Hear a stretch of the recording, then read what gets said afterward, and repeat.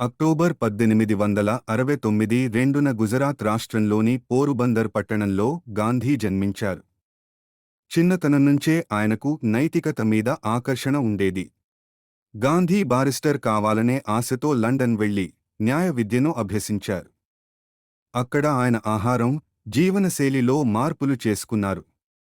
దక్షిణాఫ్రికాలో గాంధీకి కరుపు అనే కారణంతో రైలులో నుంచేయడం జరిగింది. అప్పుడు మొదలైంది ఆయన పౌర హక్కుల పోరాటం.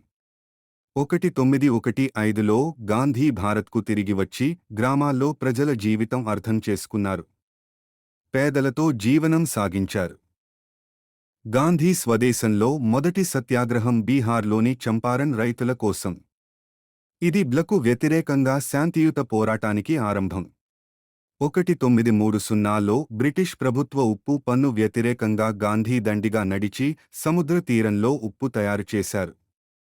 1942లో బ్రిటిష్ వాళ్లను భారతదేశం విడిచిపెట్టమని గాంధీ క్విట్ ఇండియా ఉద్యమాన్ని ప్రారంభించారు. ఇది తీవ్ర ప్రభావం చూపింది. 1947లో భారత్ స్వతంత్ర దేశమైంది. కానీ దేశ విభజన సమయంలో గాంధీ తీవ్ర మనస్తాపానికి గురయ్యారు. జనవరి 1948 గాంధీ ఢిల్లీలో ప్రార్థనా సభకు వెళ్తుండగా హత్యకు గురయ్యారు. ఇది దేశాన్ని కలచివేసింది. గాంధీ మార్గం, అహింసా సిద్ధాంతం ప్రపంచవ్యాప్తంగా గుర్తింపు పొందింది. ఆయనను ప్రపంచం మహాత్ముడు గా స్మరిస్తోంది.